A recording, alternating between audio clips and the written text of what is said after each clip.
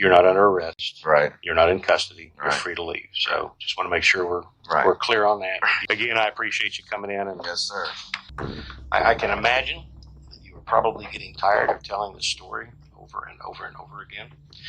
But I would kind of like to start when you first met Michelle, because I know there's a lot of history there. Right. This is Mark Castellano at the moment. He is being interrogated at the police station in the case of the disappearance of Michelle Warner. She is his ex-girlfriend. They worked at the same medical firm in 2008, and they met there. At that time, Michelle already had a child, and she gave birth to another one from Mark only a year after they met. Just a couple of months after the baby was born, Mark decided to end our relationship. In 2012, Michelle found a permanent job at a law firm and decided to talk to Mark about the possibility of moving in with him so that he could help her with the child. Mark was satisfied with this option, but with the condition that they will not live together as a married couple.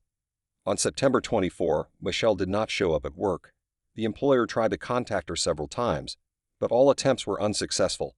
On the same day, Mark informed Michelle's brother, David, that she did not pick up her daughter.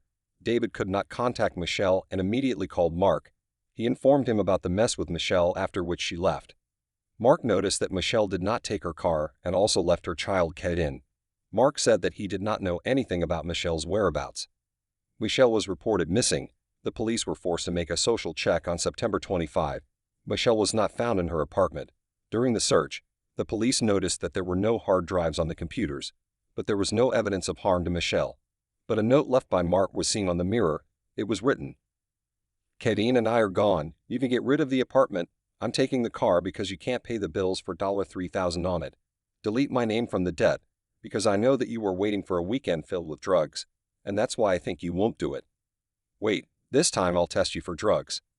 At the police station, Mark immediately begins to describe Michelle very negatively. When she gets mad, she's violent.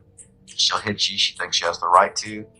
The way she'll sit there and tell you where she's raised, a man has to take up crap. She's a pretty girl and she gets everything she wants. She has a princess attitude. Wow. Is she using any kind of drugs at that time that you're aware of? Has she introduced that into the relationship yet? Adderall. Which is treating her for what? ADHD. Okay. And so hydrocodone, 10/325. Mm-hmm. And she, getting to know me, she said, "Well, you were in a car accident. You could go get some for me." It gets pretty bad for a great while.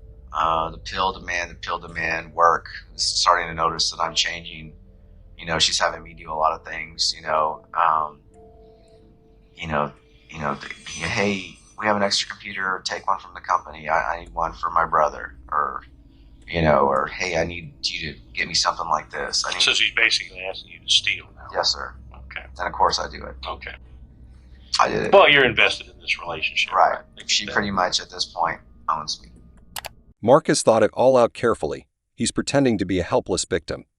I see that the detective doubts Mark's words very much, but he has a plan, so he supports him in order to get more information out of him.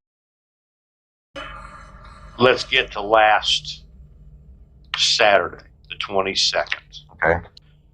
As soon as I open the door, it's like a battle zone. And the first thing she says is, "He gets into the sugar and dumps it everywhere. You left it somewhere, blah, blah, blah." And just goes on and on. I said something about, "You take too many pills, you can't watch Caden or something." I said, and she said, "Well, what are, you sorry?" She's like, and she just walked up and she's like, "By the way, you better clean it up right." And at that time, she walked up to me and just hit me like that. Now, are you standing? What are you I'm doing? like this. There's a desk right here.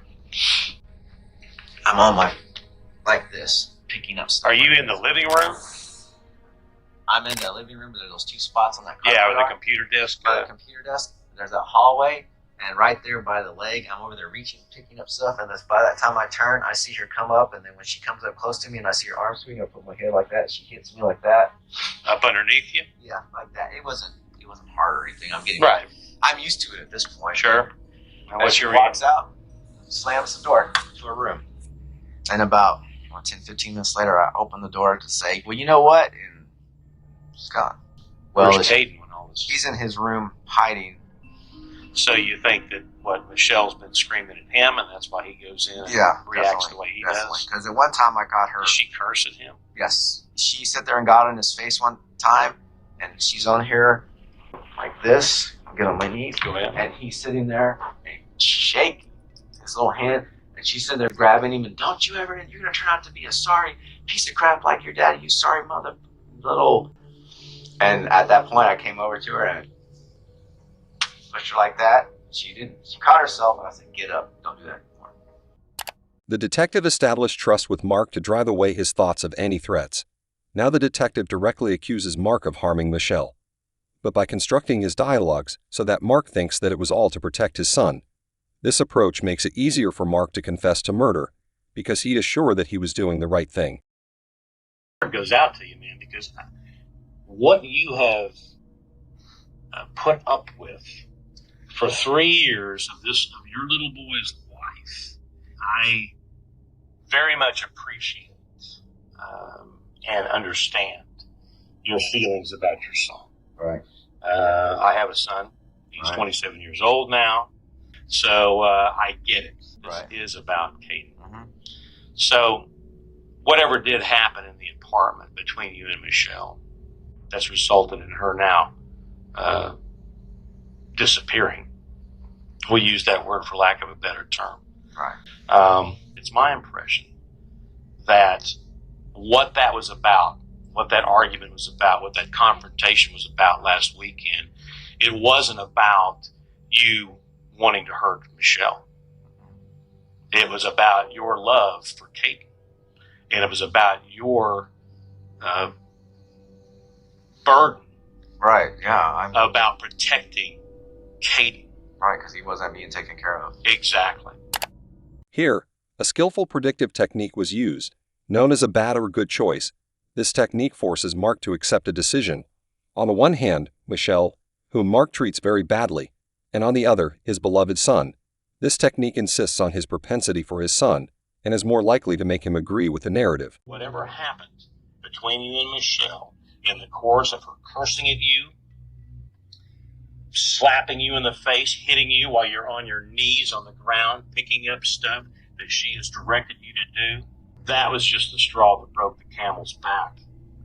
And now Mark is in protective mode for Caden. This is not happening anymore.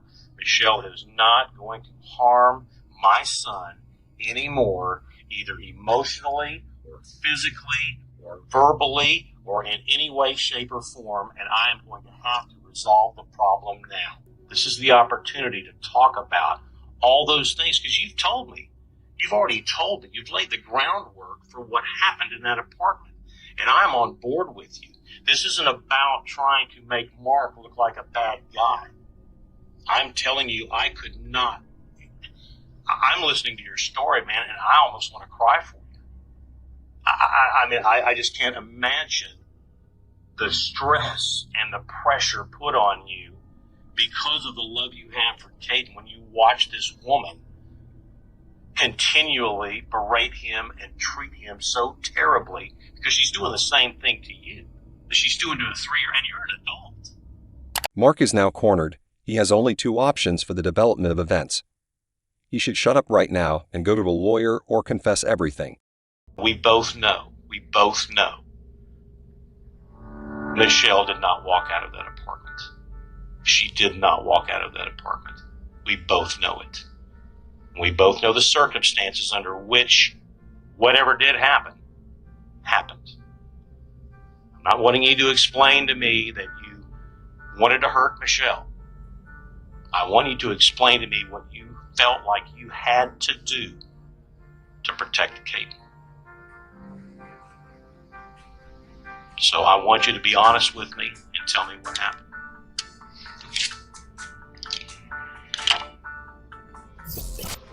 She got up, and I got up, and she's getting dressed, and she's finishing up, and she's still yelling, and Caden's hiding.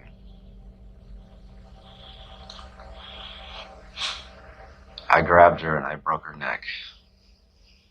told me I was a sorry and that she was going to control me the rest of my life. And I grabbed her by her neck and just threw her on the bed. And, So she's facing you?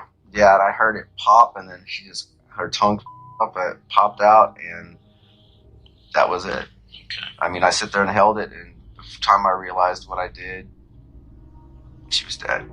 So, dude, Look at me, my friend. Look at me. I'm sorry. Um, Give me the death penalty. That's fine. look I deserve it. Mark. Look, I'm proud of you. Life is over with. Your life's not over with, Mark. They kind of show me in the room where she was. Like, here's the bed. Here's a closet. And here's that door going to outside. Okay. I walked in, and that's when I grabbed her, and then I threw her on the bed right there. I know this is painful, but I wanted you to demonstrate for Brian what happened. I push her, and then grab her, and then fall down on the floor. I know you're not going to do it because I got my brother Phil here to help me out. All right. And then I sit there. And then what did she do? Well, when she fell down, I heard that, and then her tongue stuck out, and I just was. The police got CCTV footage, which shows that on September 24 at 3:21 a.m. Mark dragged a large container to Michelle's car. He made several trips back and forth. Several items were found in the trash container: papers, Michelle's cut credit card, and a skein of black tape. A Harris County jury returned a verdict Thursday against Castellano after 2 days of deliberations. According to the Houston Chronicle, he was sentenced Friday to 27 years in prison plus a $10,000 fine. Prosecutors allege Castellano strangled 31-year-old Michelle Warner during an argument in September 2012 in their Houston apartment. They say he took her body to West Texas and dumped it in a shallow grave near Midland. Castellano also confessed to police that he was responsible for Warner's death and outlined several versions of what led to the murder. He could get a life sentence.